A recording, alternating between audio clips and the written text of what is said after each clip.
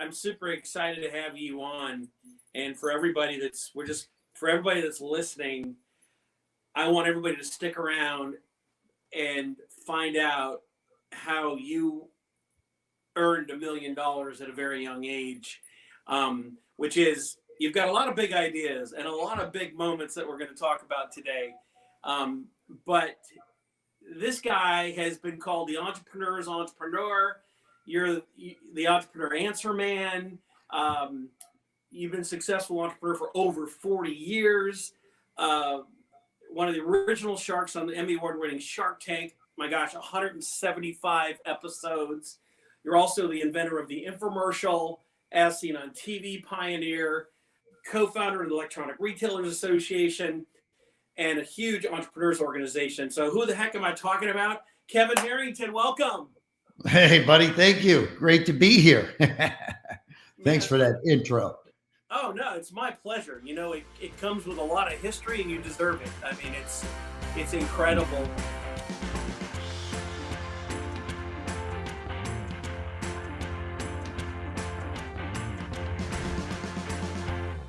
You know, one of the things that I learned about you, which I never knew this, but you grew up in Ohio in a blue-collar family.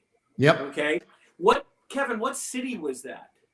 It was Cincinnati, and my dad, when I was, a youngster, my dad was a bartender, and he was a good guy and very gregarious kind of guy, the kind of guy that you would, when you come to a bar, you'd like to talk to, right? But right.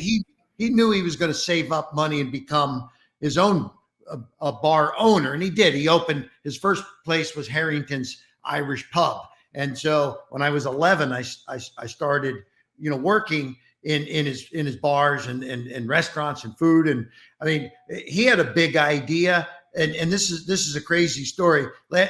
When the Bengals were playing in the Super Bowl, they went back to a bar in Cincinnati, and it was the Mount Lookout Tavern. And I grew up in Mount Lookout, Ohio, a suburb of Cincinnati, and my dad's bar was called the Mount Lookout Tavern, the MLT. And so he opened that bar, 50 some years ago, and here it was on the Super Bowl, that back to the famous MLT in Cincinnati. And I mean, I worked there 50 some years ago. It was amazing.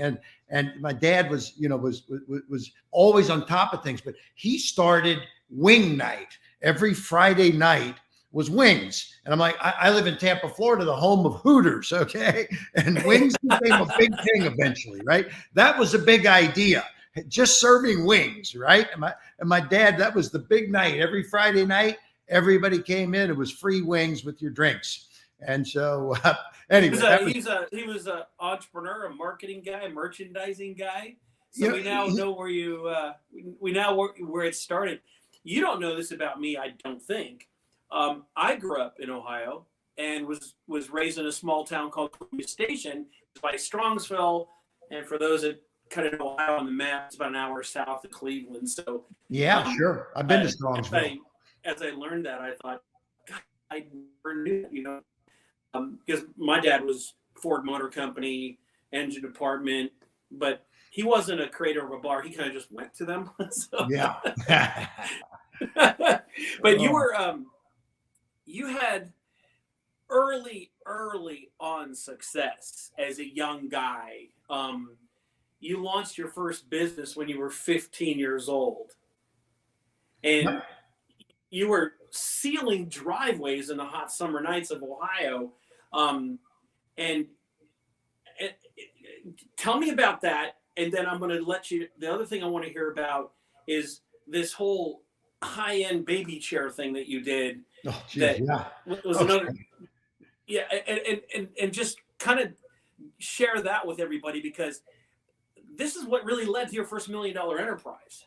Absolutely. So I was working for my dad from 11 years old to 15, and he's paying me $1 an hour, and it actually was, minimum wage at the time, halfway through was $1.40 an hour. And I'm like, Dad, I'm not even getting minimum wage. When am I going to start making some money?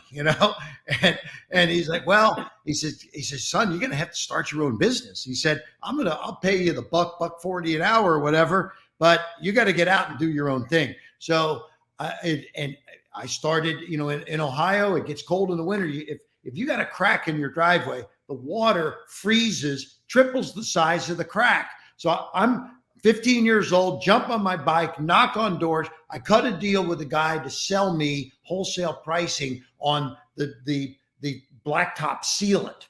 At 15, you're brilliant. This is 15 years old. Yeah, couldn't drive because I didn't have a license. So I hired a guy that was 16 so I could buy a truck that he could drive. You can own a truck when you're 15, but you can't drive it. Okay. So here I am knocking on doors at night, and people would slam the door, not interested. What are you bothering me for? And I'll never forget. I finally developed. I put a sign at the end of the driveway, and I took before and after pictures. So now when I stopped at somebody's house and they'd say, look, I'm not interested. Yeah, no problem. Those cracks you got out there, when they triple the size, in the spring, maybe you can call me then. And well, wait a minute, what do you mean tripling the size of my cracks? He says, I'm having dinner right now. Well, look, I don't want you to come out of dinner. Come on, call me next spring when those cracks are a lot bigger. Then we can fill them up, Oh, well, wait, tell me all about this. Okay, so now and I beautify it and this. I was doing 10 of those a week at the age of 15. And the average driveway, we were getting anywhere from $80 to $150. So this thing, I had a guy helping me, but I did all the selling and I did all the installation. This guy drove and kind of just helped, around the process. But the bottom line is that business I had for years. But then I was going to college, and my dad sat down with me. I'm going to tell you about the high chair in a second. My dad had this conversation. Hey, look, you're the fourth of six. Your two older sisters, I paid for their college, but I don't have the money to pay for your college, So you got to go earn it, son. You got some businesses, but I'm like, well, the driveway ceiling is only in the summer, and I can't make enough to pay for school, tuition, books, car, apartment. And I did have all of that eventually. Yes, I moved out of the house my senior year in high school. But so I started a driveway ceiling business, which is the $1 million one. But in the meantime, because driveway ceiling was only summer. So when I was 16 years old, and what do I do in the winter? I was selling the safety high chair piece of equipment. And I started selling this in 1972, because I was 16 years old. I was born in 56. So in 72, I would show up at people's houses, and basically the company was called Baby Tenda. This high chair, the child sat in it, and it surrounded him, and his legs were like this underneath. They could not stand up. They couldn't tip it. They couldn't get out of it. And this was used in Children's Hospital in Cincinnati, Ohio. So it was very expensive. It sold for over $300 back in 1972.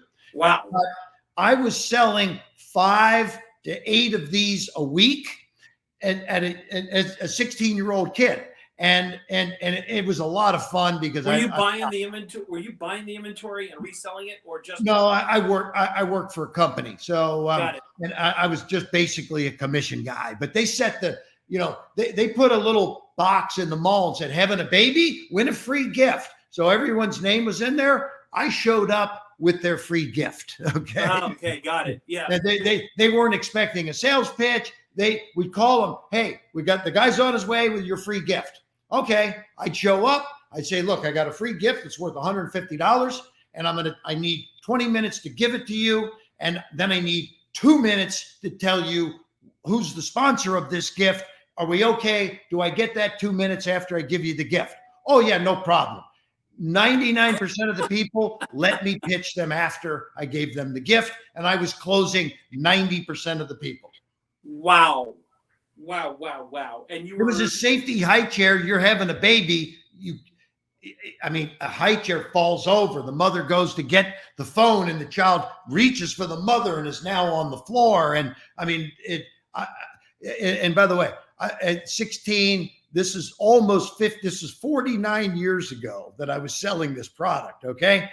I learned how to one call close. It was a lot of fun. oh, that, I mean, and you taught yourself how to do that really. At what point in time? Because I think it's a full circle conversation, because, and we can talk about that later, but you had an early on experience with Zig Ziglar, right? And Yes. Napoleon Hill. And Yeah. I was very fascinated with that, because early on you had that experience, and then how did that influence you to the next, well, we're just going to call it a quantum leap, and you know what I'm talking about. Yeah. But Yeah. yeah. So, I mean, look, and you said, and you learned this yourself. I will say this: I love to take a lot of credit for my success. Okay, but I have to. I always give credit where credit is due. There was a guy running this company, Baby Tenda. And by the way, if you Google Baby Tenda, you'll see what it looks like. It's this beautiful safety high chair, right? But this is where I was really powerful. It's a high chair, but it turns into a desk, and then it turns into a bassinet, then it turns into a swing set. This was a multifunctional that replaced 8 different things that the family would need, and all for $300, and it was $1,500 if you bought all those things new. But so that was powerful. But I learned how to close. This guy that owned that company was the greatest one call closer I ever saw in my life, because the first 5 pitches I went out on for Baby Tenda, I didn't sell anything. And I came back to the office afterwards, and the guy said, "How'd it go?" I said, "Oh, I got right down to the end, and I think they're going to buy tomorrow, because they want to think about it, and they're going to get back to me tomorrow. But I'm 90% sure they're going to buy." These were all of the first 5, 90%. I'm going to think about it. I'm going to, I wasn't closing. I didn't, he's like, "Dude," he said, you got the greatest sales pitch." Cause it was 16 pages was the script for the sales pitch. Right. So I said, "Listen, why don't I go out with you? And let me see you do this a few times." Cause he basically just threw me to the wolves. Like, here's the pitch, go do it. And I did. And then when I watched him, he knew how to isolate the objections, and sure. So somebody said they can't afford it. Then let's get all around it. Before I address that, let's make sure, are there any other things? Let's get it, because people would say, "Oh, I got to talk to my parents." And, they're always looking for a way out, right? Yeah. And so I had to isolate the objections all the way through. I learned that if I didn't make the sale that night, there was no sale. And so that's where the ether wears off. Exactly. That's the way out. After I learned that, I was closing 9 out of 10. It was unbelievable. Did that have any influence? Did he have the influence from Zig Ziglar and Napoleon Hill? At that time, this is just about the time I was starting to tune into all that stuff. So got it. Do you remember a guy named J. Douglas Edwards by any chance? Salesman? I don't. Greatest closers. So as it turned out, the guy that was teaching me, he said, "Kevin," he said, he learned from J. Douglas Edwards. And J. Douglas, if you Google him, was one of the greatest sales closers also. And so I'm like, okay, well, wait a minute. There's J. Douglas, there's Zig Ziglar. I started tuning into so I got Zig's Secrets of Closing the Sale, and also See You at the Top. And so this is when I tuned into Napoleon Hill. I said to myself, I don't know how to do all these things, but others that have been there and done that do, and I need to learn from them. So I started going to Zig's events and watching him and listening to him and talking to him and getting advice from him. And so it was amazing over the years. Also, I don't know if you remember Tom Hopkins. Yeah. Tom was, he had some good techniques also. Some of these guys took a lot of the original closing guys' techniques and moved it into their own kind of structure. But the bottom line is I learned how to sell. And then I said to myself, when I started college, I need something year round. It was heating and air conditioning. So I got out of driveway sealing because it was only summer, and now I was heating and air. But what I did, I went to the courthouse and I got every new homeowner transaction. If you just bought a new house, we called you and said, congratulations on the purchase of your house. And by the way, your furnace is a dangerous appliance. It's got carbon monoxide, and we're going to come out, show you how to work it because you're just getting into the home. We're going to do a safety check, and we're going to clean it absolutely free as a welcome gift to the neighborhood. We did this. We were getting 20 into 20 doors a week and making 6, 8, 10 sales all of a sudden. But before I knew it, by the end of year one, I had 25 employees. We had 6 trucks going out every day. We were installing more than 10 jobs a week, and we were doing $1 million a year in sales. And this was 1976. Way back. So, and the equivalent of $1 million from 76 to today is it's at least 4 or 5 million type of thing that we went from zero in 1 year's time. But we had a system. I had a phone room. I was 18 years old. I had telemarketers calling hundreds of people a night, setting up these appointments to go out and give these people a safety check.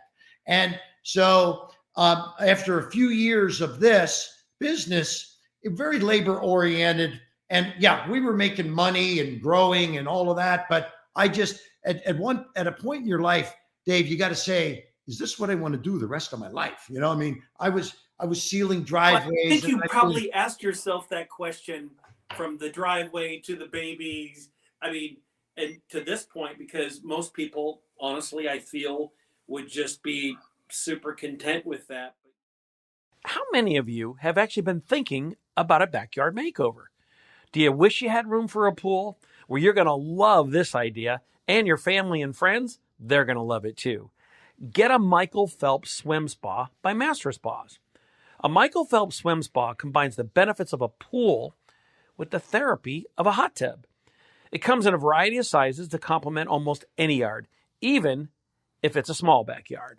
Michael Phelps Swim Spas by Master Spas have a water current, so you can swim, do aquatic exercises, and have fun with the kids. This will reinvent family time. The water buoyancy will relieve pressure on aching joints, and you can enjoy pure relaxation in the massage therapy seats of the swim spa. And since it's heated, you can use it year-round in any climate. Michael Phelps Swim Spas are 100% made in the USA by Master Spas, the world's largest swim spa manufacturer. You're going to love your Michael Phelps Swim Spa by Master Spas. Go to masterspas.com, put in the promo code BIGIDEA to save $1,000 on a Michael Phelps Swim Spa or $500 on a Master Spas hot tub. That's masterspas.com, promo code BIGIDEA. And then you had the big idea, because I think this is around the time where you decided to, well, and maybe I'm wrong, but the whole Quantum International. Yeah, so there's a little step, and so this is what happened. There had to be some kind of TV, right? Yeah, so the air conditioning business I was in college. Actually, my sophomore year at the University of Cincinnati, I dropped out because I couldn't run 25 people, do sales at night, $1 million business, and still go to school. I mean, it wasn't working. School was, and by the way, I was on the dean's list. I had a 3.9 out of 4 average. I was getting great grades. I wasn't stupid. I was wasting my time. So now I sold the business. And when I sold it, I was meeting with business brokers, and I'm sitting there. This broker had 200 businesses for sale, and he had the books and records. He had the accounting, the statements, the cost of food. If it's a restaurant, he had the leases, the employee cost, the food cost. it was like an education all unto itself. So I said, I said, that's what I'm going to do. I'm going to sell the heating and air business, and I'm going to be a business broker because I get to see all the trends in every industry: pizza parlors, delicatessens, flower shops, etc., franchises. So I started selling businesses, and this was in 1980. And so that's 42 years ago. And I had 14 people working for me. We were selling hundreds and hundreds of businesses, and I was investing in them. I started becoming a shark, okay? Because I'd see a business and they need 25 grand. I get equity. And I had equity in 8 companies when I was in my 20s. And so so now so one day, as I traveled all over the country doing trade shows and selling, home and garden stores. I'm at the Philadelphia Home Show, and this guy's cutting through a Coca-Cola can with a knife.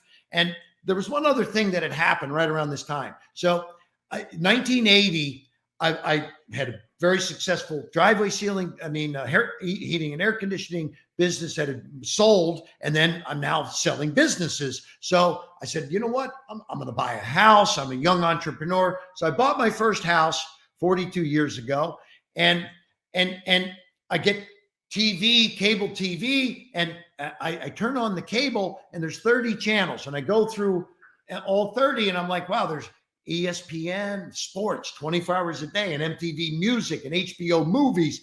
I get to channel 30, and it's Discovery Channel, and there's just these bars on the screen. So I called the cable company and said, hey, I love this cable. I'm getting 30 channels, but wait, I'm only getting 29. There's nothing on channel 30. And they said, oh, that's Discovery. It's a brand new channel. They don't have a 24-hour budget. They don't have enough money to produce 24 hours a day. And I said, so what's the story? Oh, Discovery's only an 18-hour-a-day channel. I'm like, okay, so what's he doing with the other 6 hours? They said, nothing.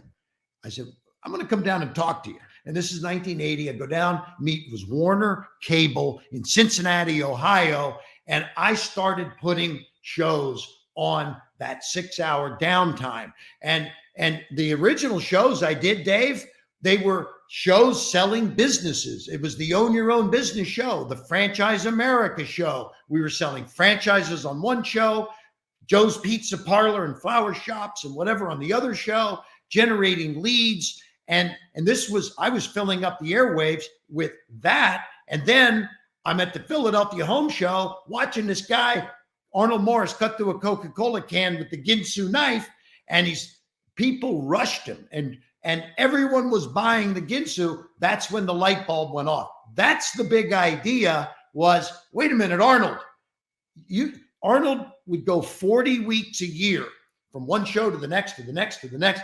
I met him in Philadelphia. The next week he was at the Iowa State Fair and not happy about 10 days at each place without being able to go home. So the light bulb went off. I said, Arnold, Discovery Channel has 6 hours of nothing. He said, what's Discovery Channel? I said, yeah, it's a TV network. And he said, well, what does that have to do with me? I said, Arnold, I want to film you, take that pitch, put it up on Discovery, and see what happens. And it did hundreds of millions of dollars, by the way. So, I mean, we saw what happens. It crushed it. And this was, the early days of our industry. And so, my business then changed. I was selling businesses, but that took a lot of time, a lot of showings, and you got a small commission. Now I'm selling millions, tens of millions, hundreds of millions of dollars worth of products on downtime on the cable networks. Discovery Channel was an 18-hour-a-day network. Lifetime was a 22-hour-a-day network. Nashville was an 18-hour-a-day network. I owned 6 hours on Nashville, 6 hours on Lifetime, 2 hours on Lifetime, 6 hours on Discovery. Then did you have to, at that, when you were getting these blocks of time? Yes. You just had to commit to the media time on that? Because because this, everybody that's listening, this is the birth of the infomercial. This is when it happened. This is the reality. That's why I was so excited to have you on, because in some respects, we'll talk about that in a little bit either, parallel to each other with the way we're on television and stuff we did. But you are the guy that actually, but wait, there's more. You're the guy that actually introduced that whole catchphrase into the process. A lot of other people in direct response, and we should let everybody, the definition of direct response is basically, buy now, you know what I mean? Like you get a direct response. Selling it directly to the consumer. Correct. Yeah. And I'll say this. I again, always love to take credit if I deserve it, but I learned a lot from the pitch guys. I mean, it wasn't me who said, but wait, there's more. It was Arnold Morris and Billy Mays and my guys. I mean, I discovered Arnold. Arnold brought me Billy. Then we had Sandy Mason, Wally Nash, John Parkin. I can keep naming names. We did hundreds of infomercials with all these pitch people, and that was billions of dollars in sales. We did the Food Saver, the Jack LaLanne Juicer, George Foreman, Billy Mays, Arnold Morris, Wally Nash, the Hand Hammer Chinese Wok, the mixers, the choppers, the blenders, fitness, Tony Little, etc. I mean, there's some huge ones there. Over 1,000 projects we financed, and I mean, look, this was the beauty when we were talking to Discovery in the early days. They had 6 hours, and they said, and so I said, look, that time is worthless. There's nobody. The reason you're not on is because it's 3, 4, 5 o'clock in the morning, right? It's right. Worthless. They said, well, what will you give us for it? I said, I'll give you $1,000 a day. They took it. We signed a deal, multi-year contract, $365,000 a year for 6 hours a day. Now, guess what? It was generating tens of millions of dollars in revenue. Okay. Right. So now when that contract expired, what we were buying for $365,000 went for nearly $30 million. So I was the early guy that got in. Now, of course, then it got competitive, but the reality is that we were doing all these kitchen products, then we got into fitness, then we got into golf, then we got into fishing. We did the first golf infomercial, the Medicus. We did the first fishing infomercial, the Flying Lure. We did the first fitness infomercial with Tony Little Fitness. Tony Little back in the 80s, we were doing we did Target training. Everybody loved the ponytail. Oh, the ponytail. And by the way, I gotta show you something really crazy. Tony just got married again. Tony's been married now. It's his 4th time. And God bless him, he's a buddy of mine. But I, as a media person, you may have done some of this over the years too, Dave. I got my Reverend's license. So can you see me? My gosh. There's me, Tony Little, and his wife and his son. I officiated their wedding about 3 weeks ago. So well, I hope you gave him a good deal. I gave him a great deal, 0. Warm water, massaging jets, backyard convenience. The relaxing hot tub experience you've been dreaming of could be just a click away. We're giving away a Master Spa's premium hot tub. Energy efficient, innovative design, and made in the USA. Go to masterspas.com/big idea for a chance to win a Master Spa's hot tub. Again, go to masterspas.com/big idea for your opportunity to live life the better way. He gave me a book on art forgery. I found myself drawn to these old masters. How did these artists take paint from a palette, arrange it on a canvas? I began to unlock the secrets. I was a storehouse of knowledge of how to create an illusion, present it to an experienced expert, manipulate his mind, and convince him and bring him to the inevitable conclusion that the painting is genuine. We flooded the market with my paintings, and I couldn't believe what I did. I couldn't believe it. Then the dominoes started falling, and eventually the FBI were led to my door. They uncovered a mountain of evidence against me. But they never actually got you. At this point, you've sold a lot. You've got like $1 million in cash. You sold one painting for $717,000. Why did it go away? Why did you never get indicted? And how are we having this conversation? I guess that's the greatest story of all. To hear how Ken Perenni made millions in art forgery, dodged the mafia and the FBI, subscribe to The Jordan Harbinger Show and check out episode 282 in Apple Podcasts, Spotify, or wherever you're listening now. Because this is where you and I first met, but we didn't know each other. Right. I actually crossed paths with you when you guys started. Well, you made an investment. And you started Quantum International, Right. Which turned into a huge $500 million a year business and the New York Stock Exchange. But where we met each other was, and I'll just call it the joint venture at arm's length with HSN Direct, Right. which I thought was genius with Home Shopping Network Yep. and transitional television. So let's spend a few minutes on that, because if this wasn't enough, now you went to the next level with this, which I'm glad we filled in that whole spot, because that whole direct response, and everybody's, I'm sure they're hearing this, that this turned into that. And not everybody knows how to do that.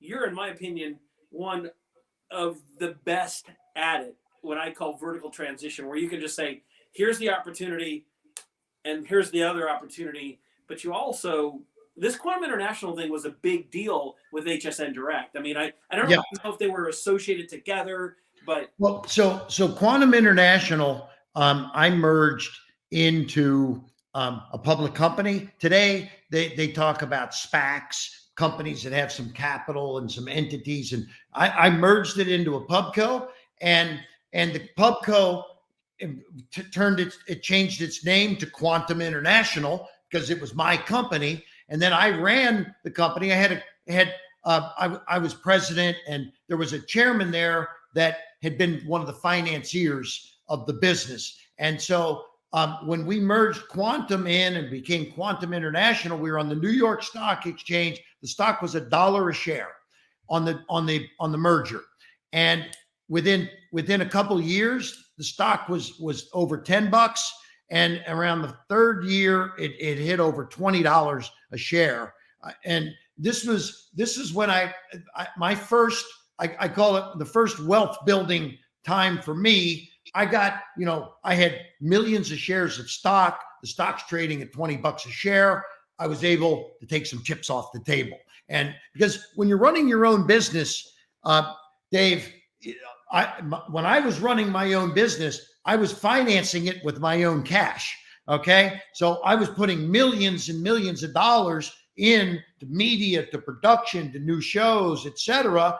And if things went sideways, it was my own money I was losing. So when I merged into the pubco, I now had stock. The company had lines of credit, and I was able eventually to sell stock and have my first exit. And so that was back then. And then, of course, that's when I got the phone call from Mark Burnett, because I started writing books and putting out all kinds of content.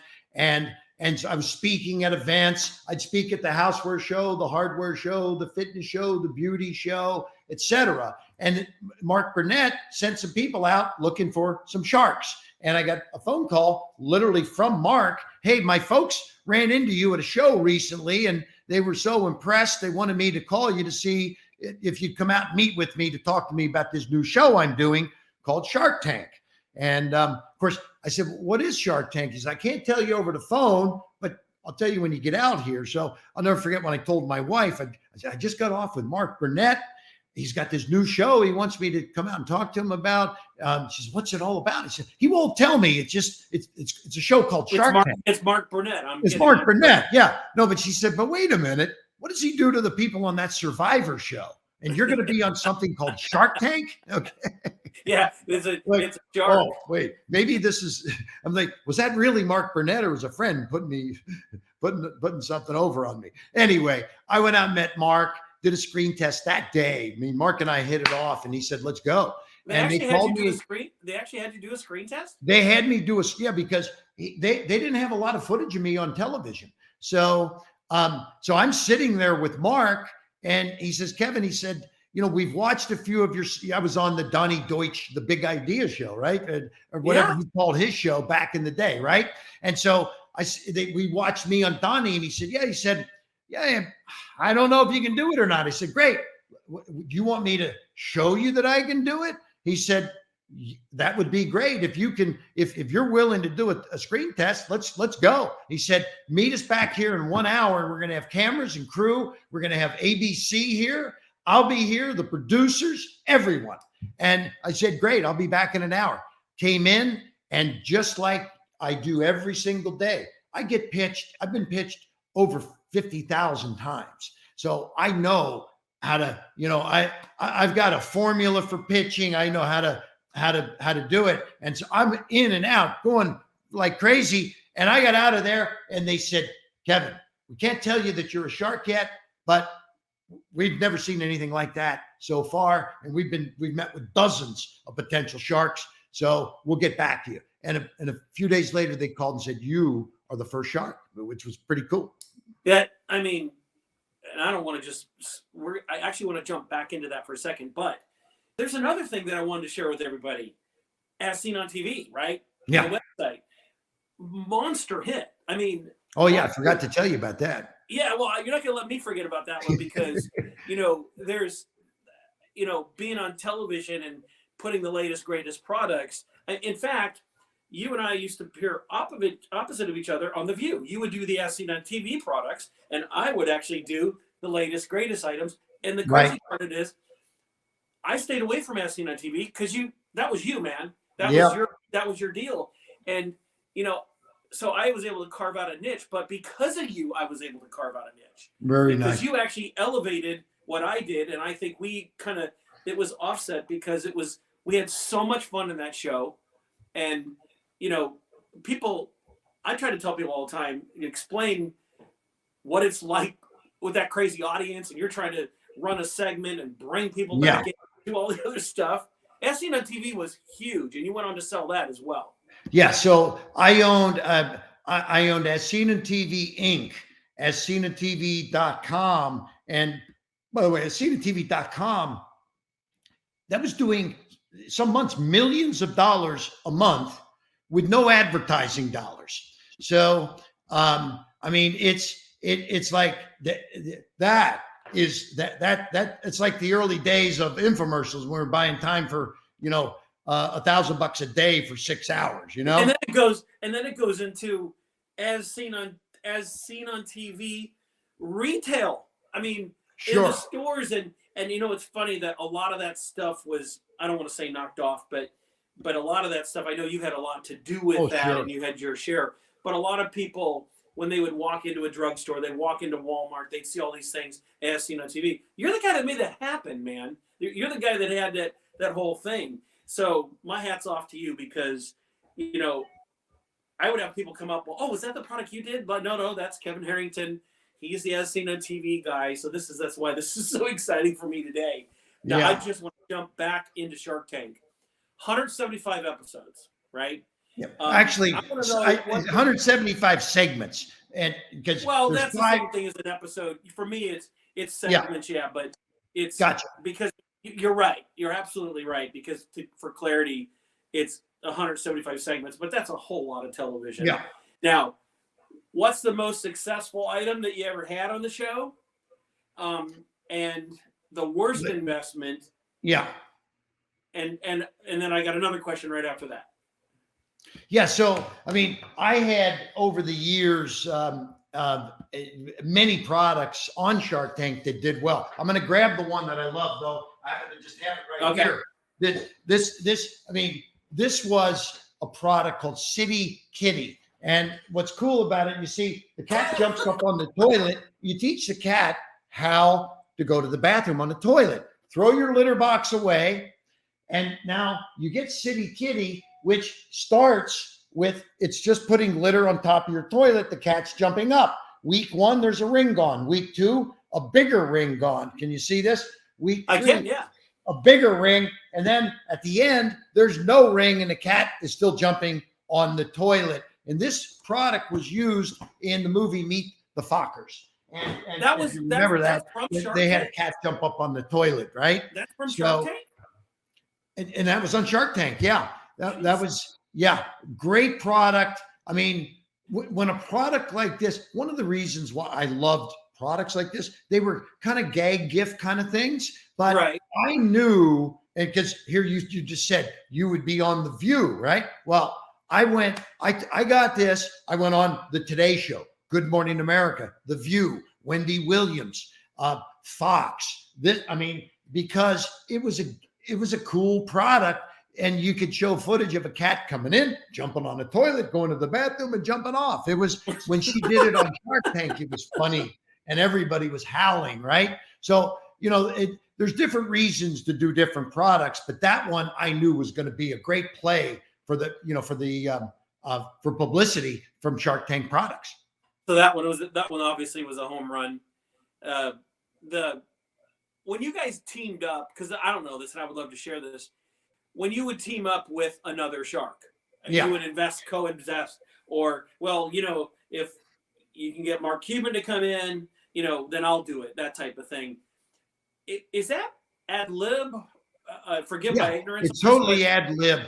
Yeah, Okay. I mean, what happens is this, you're first of all, as a shark, you're filming day after day after day. And what are they asking you to do? Write a check every minute of the day. Write me a check, write me a check, write me a check. So the sharks, we're going to film for 2 weeks. I tell my wife, I'm probably going to spend a couple $1 million, and she'd be like, well, on what? I'm like, I don't know. She's like, I don't know yet.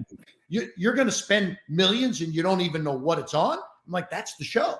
Oh, and she's like, well, why are you on the show? Okay. I'm like, well, because this is the way it goes. So, so now Mark Cuban or somebody else, I'm over there and Herchevik's interested. Hey, Mark, Robert, let's do the deal together. It's less exposure. It's less money. We've got more brilliant minds at the table. So it makes sense to do it.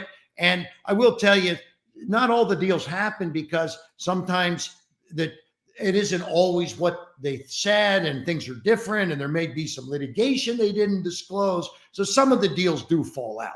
Right. So with a little bit of time left we have now, what do you got going on now? What can we expect, Kevin? Yeah. So I thank you for asking. So this is, I had another big idea 10 years ago. Okay. That's what I'm talking about. So I had taken this as seen on TV industry. I started I'm considered one of the original founders and inventor of the infomercial. There's other folks that came out around the same time, but I was out there as no one else can tell me they started before me. So here I am, built a great industry, had a lot of fun with it. But it's a bell-shaped curve because television viewership has dropped, right? I mean, it's no secret, Dave. In the old days, the ratings and viewers on the cable channels, et cetera, was almost double what it is today. Part of it, the challenge being, people are on the internet, they're on Facebook, they're on Instagram, they're listening to your podcast, right? They're not listening to, the mainstream television maybe, but anyway, the bottom line is I sold it all 10 years ago. I sold As Seen on TV Inc., AsSeenOnTV.com, and sold to a public company, made a huge return on my investment. And I said, I want to do something different. And different meant I'm not going to be the CEO. All I want to do is advise companies. And so the very first company I took on, I now have invested and I'm advising. I have 35 companies that I'm an equity owner in, and I'm either on the board or on the advisory board, or I'm an investor. And the very first company that I started doing this with after selling all my As Seen on TV assets is this company called Celsius. Now, Celsius, yeah. Have you heard of this company? No, yeah. No, it's an energy drink. Yeah. So I joined the board 10 years ago. When I met with the chairman, the stock was 10 cents a share. By the time I got my deal executed, it was 22 cents. Had a couple $1 million value. There was not a lot of sales. It was a startup company. And I came in with the energy of myself just having sold off all my assets and said, let's get some real influencers, because influencer marketing, and again, we didn't build this business with As Seen on TV. We built it with influencer marketing. So I went down to Flo Rida's office. He's got 26 million followers. And I'm driving around in his neighborhood. I can't find his office. And there's a gold Bugatti parked across the street over there. I'm like, I think I found his office. Okay. Yeah. I go over.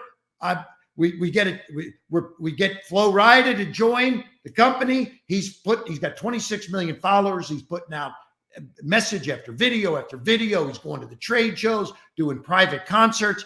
Make a long story short, we got into 7-Eleven. We got into Walmart. We got into Target. We got into all the GNCs. We're now in 180,000 stores. We built this company. The stock went from 22 cents to over $100 a share. Wow.